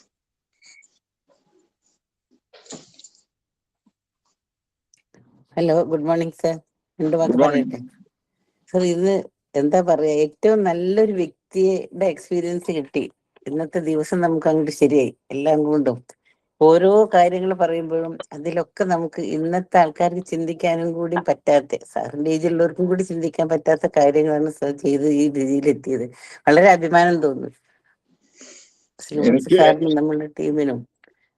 പറയുകയാണെങ്കിൽ കുറെ എടുത്തെടുത്ത് പറയാം, നമ്മൾ ടൈം കഴിഞ്ഞു. പക്ഷെ നല്ലൊരു വ്യക്തിത്വം, നല്ല രീതിയിൽ നമുക്കത് കേട്ട് എക്സ്പീരിയൻസ് ചെയ്തു. അതിൽ നിന്ന് ഒരുപാട് പഠിക്കാനും പറ്റി, പറഞ്ഞു കൊടുക്കാനും കിട്ടി. അതുകൊണ്ട് thank you so much. Praying for you. Please. സാറിന്റെ വാക്കുകൾ കേട്ടപ്പോൾ കണ്ണിൽ നിന്ന് കരച്ചിൽ വരികയാണ്. ഈ നിമിഷം വരെ എന്തൊരു നന്മ നിറഞ്ഞ ജീവിതമാണ്. ദൈവം അങ്ങേ അനുഗ്രഹിക്കട്ടെ എന്ന് പ്രാർത്ഥിക്കുന്നു. പ്രാർത്ഥനയാണ് ഏറ്റവും വലുത്. Hello sir, good morning. Good morning. എനിക്ക് പറയാനുള്ളത് വെച്ചാൽ എന്റെ മോള് 10ാം ക്ലാസ് പഠിക്കുന്നതാണ്. മോളൊരു പ്രൊജക്ട് എടുത്തിട്ടുണ്ട്. പട്ടീനെ കുറിച്ച് തന്നെയാണ് അവള് വിശകലനം ചെയ്യുന്നത്. അപ്പൊ സാറിന്റെ അടുത്ത് എന്തെങ്കിലും ഒരു ഹെൽപ്പ് കിട്ടും എന്നുള്ളതാണ്. സാറിന്റെ നമ്പർ ഒന്ന് എനിക്ക് തരാൻ വേണ്ടി പറ്റും? അവള് കോണ്ടാക്ട് ചെയ്യാൻ വേണ്ടിയാണ്. അവള് നമ്മൾ ഈ വാർഡിലുള്ള ഞാൻ അതിന്റെ ഫയൽ അങ്ങോട്ട് തരാം. എന്റെ അടുത്ത് അതിന്റെ കടലാസ് ഉണ്ട്. എനിക്കിനി അത് ആവശ്യമില്ല. ഞാൻ അതിന്റെ എല്ലാ തുടക്കം മുതൽ അവസാനമുള്ള നടപടികൾ അങ്ങോട്ട് തരാം. വളരെ യൂസ്ഫുൾ ആയിട്ടുള്ളത്. അവളൊരു ഇത് ചെയ്യുന്നുണ്ട്. നമ്മളെ വാർഡിലുള്ള പട്ടികളുടെയും ഇതിനെ പറ്റിയിട്ടുമുള്ള ഒരു ഇത് ഏറ്റെടുത്തിട്ട് അവളൊരു ഇതായിട്ട് പ്രൊജക്ട് സബ്മിറ്റ് ചെയ്യാൻ വേണ്ടിയുള്ള അതിന്റെ പ്രവർത്തനങ്ങൾ നടന്നുകൊണ്ടേയിരിക്കുക. ഇതിലെ ഒരു പരിധി വരെ കുറച്ച് നമ്മുടെ ആൾക്കാരും ഉണ്ട് കേട്ടോ. അവർ ഈ പട്ടിക്ക് ഭക്ഷണാവശിഷ്ടം ഇട്ട് കൊടുക്കുക. ഞാൻ താമസ സ്ഥലത്ത് വരെ ഉണ്ട്. അത് പ്രോത്സാഹിപ്പിക്കുന്ന കുറെ ആൾക്കാരും ഉണ്ട്. പട്ടി സ്നേഹം കൂടിയിട്ട് മനുഷ്യരോടുള്ളൊക്കെ കൂടുതൽ സ്നേഹം പട്ടിയോടായി തുടങ്ങി. ഈ അവശിഷ്ടങ്ങള് റെയിൽവേയിലൊക്കെ വരാൻ കാരണം അതാ. റെയിൽവേ ട്രാക്കിലൊക്കെ അവശിഷ്ടങ്ങൾ ഇടും. അവിടെ ബിന്നുണ്ട്. നമ്മളാ ബിന്നിലിടില്ല. വളരെ ശരിയത്. അതെ. അവൾ അതെല്ലാം കണ്ടെത്താൻ വേണ്ടി എന്തുകൊണ്ടാണ് പട്ടിശല്യം നമ്മളെ ഇങ്ങനെ കൂടുന്നത്, എങ്ങനെയാണ്, എവിടെയാണ് അതിനെ പറ്റിയിട്ടെല്ലാം അവളൊരു ഇത് ചെയ്യുന്നത്. പ്രൊജക്ട് ചെയ്ത് ഡോക്യുമെന്റ് തരാം. ഡോക്യുമെന്റ് ആയിട്ട് തരാം. ഞാൻ 2022 തുടങ്ങിയ പോരാട്ടം അത്. എന്റെ മൂപ്പര് ചെയ്യാൻ പറ്റുമെങ്കിൽ ചെയ്യട്ടെ. അവളിപ്പം കഴിഞ്ഞ ഒരു മാസം മുന്നേ ബയോവീവ് എന്ന് പറഞ്ഞ ഒരു ആപ്പ് തയ്യാറാക്കിയിട്ട് ഹാക്കത്തോൺ മത്സരത്തിൽ 3ാം സ്ഥാനം നേടിയിട്ടുണ്ട് എന്റെ മകള്. ഒരു ബയോവീവ് ആപ്പ്. എല്ലാ വിജയങ്ങളും ആശംസിക്കുന്ന ഒരു സമ്മാനം ഞാനും തരാം. Okay sir, thank you.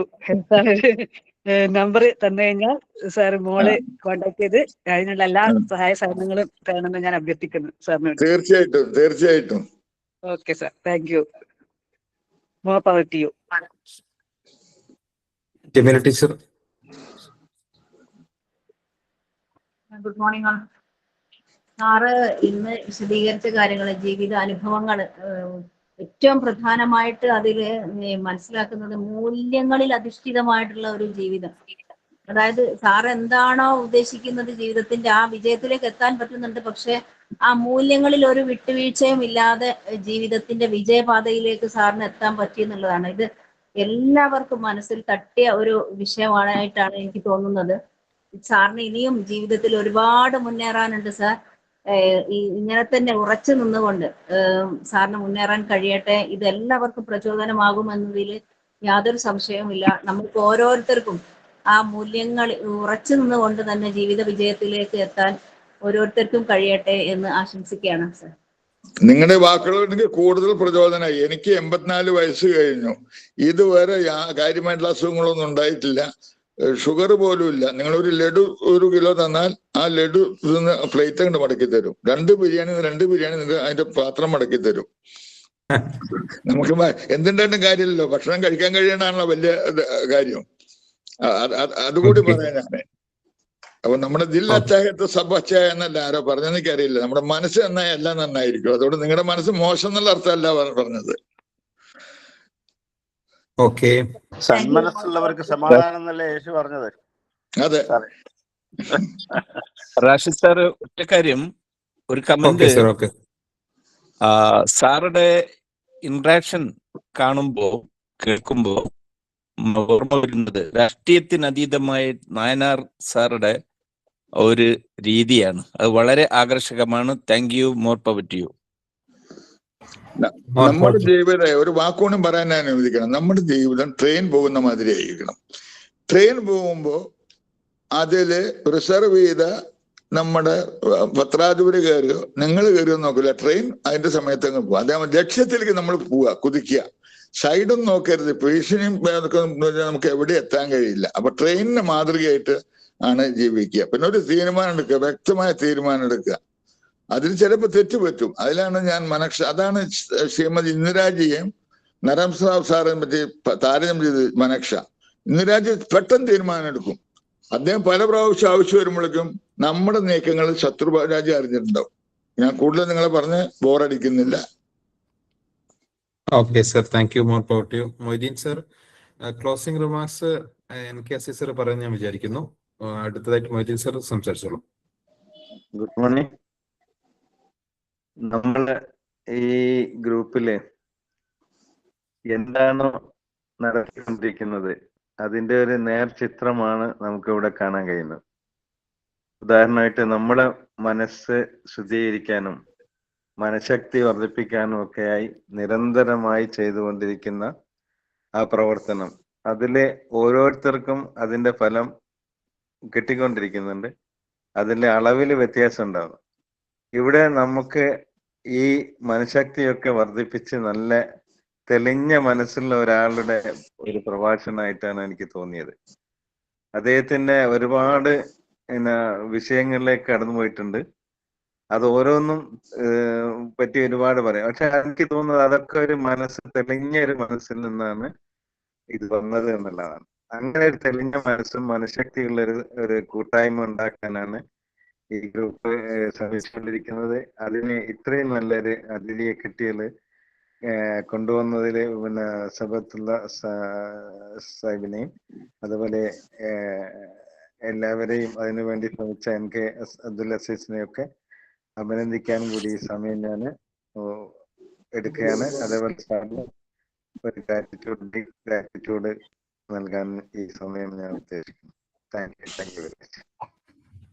Sir, ഇതൊക്കെ ഒരു ഓഫ്ലൈനായി കിട്ടായിരുന്നെങ്കിൽ എത്രയോ നന്നായിരുന്നു, കൂടുതൽ നന്നായിരുന്നു തോന്നുന്നു.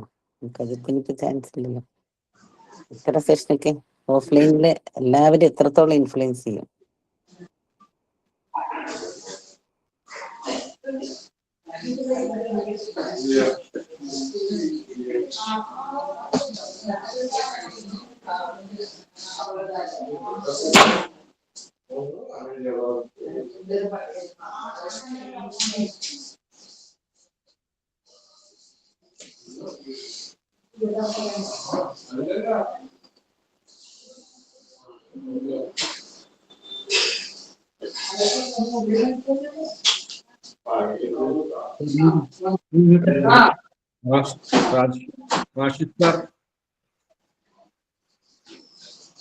Okay okay.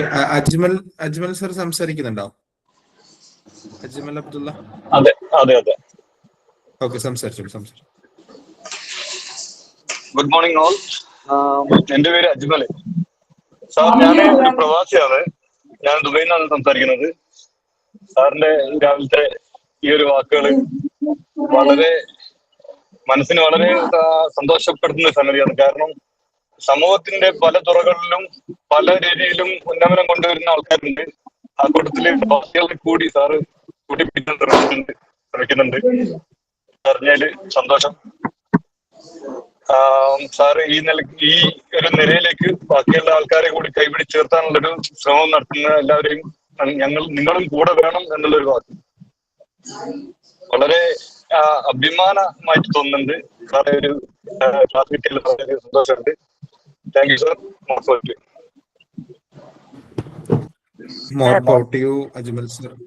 ഒരു കാര്യം ചോദിച്ചോട്ടെ സാറ്? ചോദിച്ചോട്ടെ, ഈ 84-ാം വയസ്സിലും 2 ബിരിയാണി ഒരു പാക്കറ്റിൽ ഇതൊക്കെ കഴിക്കുന്നതിന്റെ രഹസ്യം ഒന്ന് ഞങ്ങൾക്ക് പറഞ്ഞു തരാമോ? അത് ദയവീത് കൊണ്ട് ഞാൻ കാണിച്ചു തരാം രഹസ്യം. അതായത് നമ്മള് എപ്പോഴും ഹാപ്പി ആയിരിക്കണം. ഏത് പ്രതിസന്ധിയിലും നമ്മൾ ഹാപ്പി ആയിരിക്കണം, ധൈര്യമായിട്ട്. എനിക്ക് നിങ്ങളെ എല്ലാവരും കാണണമെന്ന് ആഗ്രഹമുണ്ട്. അതിന് ദൈവം സഹായിച്ചിട്ട് സമയം കിട്ടുകയാണെങ്കിൽ നമുക്ക് എവിടെയെങ്കിലും വെച്ച് നമുക്ക് കാണാൻ ദൈവം അനുഗ്രഹിക്കട്ടെ. നിങ്ങളെ അങ്ങനെ സംശയം ഉണ്ടെങ്കിൽ 2 or 3 ബിരിയാണിയോ 3 ലഡുവായിട്ട് വന്നാൽ ഞാൻ അത് കഴിച്ച് കാണിച്ചു തരാം. സന്തോഷം. Okay, thank you sir. നമുക്ക് വൈൻഡപ്പ് ചെയ്യല്ലേ ചാക്കുണ്ണി സർ? തീർച്ചയായിട്ടും. ആ പ്രവാസി അദ്ദേഹം പറഞ്ഞു വളരെ ശരിയാ. അവര് നമ്മുടെ നാട് സമ്പത്ത് വ്യവസ്ഥയ്ക്ക് താങ്ങായി നിൽക്കുന്നവർ. അവരുടെ യാത്രാ ക്ലാസം പരിഹരിക്കാൻ ഇവിടെ ആരും വരുന്നില്ലല്ലോ. അതെ. ഓക്കെ സർ, അപ്പൊ നമുക്ക് ഈ സെഷൻ വൈൻഡപ്പ് ചെയ്യാം. ഏതായാലും ഈ പ്രഭാതം ഞങ്ങളോട് ചെലവഴിച്ചതിൽ വളരെയേറെ സന്തോഷം. എല്ലാ ആളുകൾക്കും താങ്കളുടെ സംസാരം വളരെയധികം ഇഷ്ടപ്പെട്ടു. സിബത്തുള്ള സാറിനെ പ്രത്യേകം അഭിനന്ദിക്കേണ്ട, ജനശബ്ദത്തിന്റെ എഡിറ്ററെ. ഞങ്ങൾ ഇങ്ങനെ ഒരു ഗസ്റ്റ് ഞങ്ങൾക്ക് വേണ്ടിയിട്ട് കൊണ്ടുവന്നതിൽ വളരെയേറെ സന്തോഷം. മോർ ഫോർട്ടീവ് സിബത്തുള്ള സർ, അതേപോലെ തന്നെ ചാക്കുണ്ണി സർ. ഞങ്ങളുടെ ശ്രമങ്ങളൊക്കെയും വിജയം കാണും തീർച്ചയായിട്ടും. നമുക്ക് ദുബൈയിലേക്ക് കപ്പലില് കപ്പൽ വഴി യാത്ര പോകാനായിട്ട് സാധിക്കട്ടെ. എവിടെയൊക്കെ തടസ്സങ്ങളുണ്ട് ആ തടസ്സങ്ങളൊക്കെ നമുക്ക് മാറ്റിയെടുക്കാനായിട്ട് സാധിക്കട്ടെ എന്നും കൂടെ ഈ അവസരത്തിൽ പ്രത്യാശിക്കുന്നു. ഞങ്ങൾ എല്ലാവരും വിഷ്വലൈസ് ചെയ്യുന്നു. ഈ സെഷന്റെ ക്ലോസിംഗ് റിമാർക്സ് പറയാൻ വേണ്ടിയിട്ട് NK അബ്ദുൽ അസീസ് സർ ഉണ്ടോ? ഉണ്ട്. NK അബ്ദുൽ അസീസ് സർ സംസാരിക്കും. Thank you. More power to you all. നമസ്കാരം. ഷെവലിയർ സി ചാക്കുണ്ണി സർ, വളരെ സന്തോഷം. ഈ സുപ്രഭാതം വളരെ മനോഹരമാക്കി ഞങ്ങൾക്കൊക്കെ വലിയ ആവേശം തന്നതിന് താങ്കളോട് ആദ്യമായി കൃതജ്ഞത അറിയിക്കുകയാണ്. സിബത്തുള്ള സാഹിബിന്റെ കൂടെ ചാക്കുണ്ണി സാറിനെ ക്ഷണിക്കുന്നതിന് വേണ്ടി ഞാൻ പോയിട്ടുണ്ടായിരുന്നു. ചാക്കുണ്ണി സാറിനെ വളരെ കാലങ്ങൾക്ക് മുമ്പ് ഞാൻ കേട്ടിട്ടുണ്ട്, പല പരിപാടികളിലും വെച്ച് കാണാനും ഇടപെടാനും എല്ലാം കഴിഞ്ഞിട്ടുണ്ട്. പക്ഷെ നല്ല ഒരു ആത്മബന്ധം സ്ഥാപിക്കാൻ കഴിഞ്ഞിട്ടുണ്ടായിരുന്നു. ഞങ്ങള് ക്ഷണിക്കാൻ വേണ്ടി ചെന്ന സമയത്ത് അദ്ദേഹം ആദ്യമായി ഒരു ഗിഫ്റ്റ് സിബത്തുള്ള സാഹിബിനും കൊടുത്തു. അത് കഴിഞ്ഞിട്ട് 2 നല്ല മിഠായികൾ എടുത്തിട്ട് ഒന്ന് എനിക്കും തന്നു, ഒന്ന് സിബത്തുള്ള സാഹിബിനും കൊടുത്തു. അദ്ദേഹം പറഞ്ഞത്, എന്നെ സന്ദർശിക്കാൻ വരുന്ന എല്ലാവർക്കും ഞാൻ ഒരു ഗിഫ്റ്റ് കൊടുക്കാറുണ്ട്, അവർക്കെല്ലാം ഞാൻ മധുരവും കൊടുക്കാറുണ്ട്. അദ്ദേഹത്തിന്റെ ജീവിതം മറ്റുള്ളവർക്കുള്ള ഗിഫ്റ്റും മറ്റുള്ളവർക്ക് നൽകുന്ന മധുരവുമാണ് എന്ന് ഈ സെഷനിലൂടെ കൂടുതൽ തെളിയിക്കപ്പെട്ടു എന്ന് സൂചിപ്പിക്കാനാണ് ഞാൻ ഈ ഒരു സംഭവം ഇവിടെ വിശദീകരിച്ചത്. ഇന്നത്തെ സുപ്രഭാതം വളരെ മനോഹരമാക്കി തന്നതിന് അദ്ദേഹത്തോട് കൃതജ്ഞത രേഖപ്പെടുത്തുകയാണ്. അതോടൊപ്പം അദ്ദേഹം പറഞ്ഞ ഒരു പ്രധാനപ്പെട്ട കാര്യം എന്റെ കൂടി ഒരു അനുഭവം ആയതുകൊണ്ട് ഞാൻ സൂചിപ്പിക്കുകയാണ്. അദ്ദേഹം 8 വയസ്സിൽ പേപ്പട്ടിയുടെ കടിയേറ്റിട്ട് ഇഞ്ചക്ഷന് വിധേയനായ ആളാണ് എന്ന് അദ്ദേഹം പറഞ്ഞു. 14ാമത്തെ വയസ്സിൽ, അതായത് SSLCക്ക് പഠിക്കുന്ന സമയത്ത് ഇതുപോലെ തന്നെ പേപ്പട്ടിയുടെ കടി തലക്ക് എന്റെ ചെവി കടിച്ചു പറിച്ചു കളഞ്ഞു. അങ്ങനെ ഏറ്റിട്ട് ഇത് സമാനമായ ഇഞ്ചക്ഷന് വിധേയനായ ആളാണ് ഞാൻ. ഈ പറഞ്ഞതുപോലെ തന്നെ 14 ഇഞ്ചക്ഷൻ ചുറ്റും എടുക്കുകയും അതിൻ്റെതായ എല്ലാ ദുരിതങ്ങളും അനുഭവിക്കുകയും ചെയ്തു. അത് മാത്രമല്ല, എന്റെ പരിസര പ്രദേശത്തുള്ള 2-3 വീടുകളിൽ കന്നുകാലികൾക്ക് ഈ പേപ്പട്ടിയുടെ കടിയേറ്റതിന്റെ അടിസ്ഥാനത്തിൽ കുറച്ചു ദിവസം കഴിയുമ്പോൾ ആ കന്നുകാലികളെ ഈ വെടിവെച്ചു കൊല്ലുന്നതിന് സാക്ഷിയാവാനും എനിക്കും എന്റെ കുടുംബത്തിനും അങ്ങനെ ഒരു അനുഭവം കൂടി ഉണ്ടായി. യഥാർത്ഥത്തിൽ അന്ന് വെടിയേൽക്കേണ്ട ആളാണ് ഞാൻ എന്ന് ഞാൻ വിചാരിക്കുകയാണ്, ആ ട്രീറ്റ്മെന്റ് എടുത്തിട്ടുണ്ടായിരുന്നില്ലെങ്കിൽ. ഏതായിരുന്നാലും വളരെ സന്തോഷം ഈ ഒരു സുപ്രഭാതത്തിൽ ഞങ്ങളെ ധന്യമാക്കിയതിന്. കോഴിക്കോടിന്റെ വികസനത്തിൽ വലിയ തോതിലുള്ള സേവനങ്ങൾ അർപ്പിക്കാൻ സാധിച്ച, കോഴിക്കോടിന്റെ ചരിത്രത്തിൽ വലിയ പേര് കുത്തിവെക്കാൻ കഴിഞ്ഞിട്ടുള്ള മഹാനായ ഒരു വ്യവസായിയാണ്, ഒരു വ്യാപാരിയാണ് പ്രിയങ്കരനായ ചാക്കുണ്ണി സർ. അദ്ദേഹത്തിന് ദീർഘകാലം ഇനിയും കോഴിക്കോടിന് സേവനം ചെയ്യാൻ സാധ്യമാകട്ടെ എന്ന് ആശംസിക്കുകയാണ്. നമ്മുടെ ഒരു ഓഫ്ലൈൻ പ്രോഗ്രാം ജൂലൈ 19-ാം തീയതി നടക്കുന്നുണ്ട്. സാറിനതിൽ വരാൻ കഴിയുമോ ഇല്ലേ എന്നൊന്നും എനിക്കറിയില്ല, നമുക്ക് ഒന്നുകൂടി ആലോചിക്കാവുന്നതാണ്. ഏതായിരുന്നാലും 777ാമത് ദിവസം നടക്കുന്ന ആ ഓഫ്ലൈൻ പ്രോഗ്രാമിനെ കുറിച്ച് സാറിനോട് ഈ സെഷനിൽ വെച്ച് പറയുക എന്നത് മാത്രമാണ് ഞാൻ ഇതുകൊണ്ട് ഉദ്ദേശിച്ചത്. അദ്ദേഹത്തെ ക്ഷണിക്കുന്നതിനെ കുറിച്ചോ അദ്ദേഹത്തിന്റെ പങ്കാളിത്തത്തെ കുറിച്ചോ ഞങ്ങൾ ആലോചിച്ചിട്ടില്ല. കൂടുതൽ നമുക്ക് സംസാരിക്കാം. ഏതായിരുന്നാലും ഈ സുപ്രഭാതം വളരെ വ്യത്യസ്തമായ ഒരു പ്രഭാതമാക്കി മാറ്റി തന്നതിന് എല്ലാവിധ കൃതജ്ഞതയും രേഖപ്പെടുത്തുകയാണ്. നന്ദി sir. Thank you all. More power to you. Thank you. ഈ പ്രോഗ്രാം വൈൻഡപ്പ് ചെയ്തതായി ഔദ്യോഗികമായി അറിയിക്കുന്നു. ഒരു തിരുത്തുണ്ട്, സമ്മാനം ആദ്യം അസീസ്കാക്ക തന്നത് കേട്ടോ.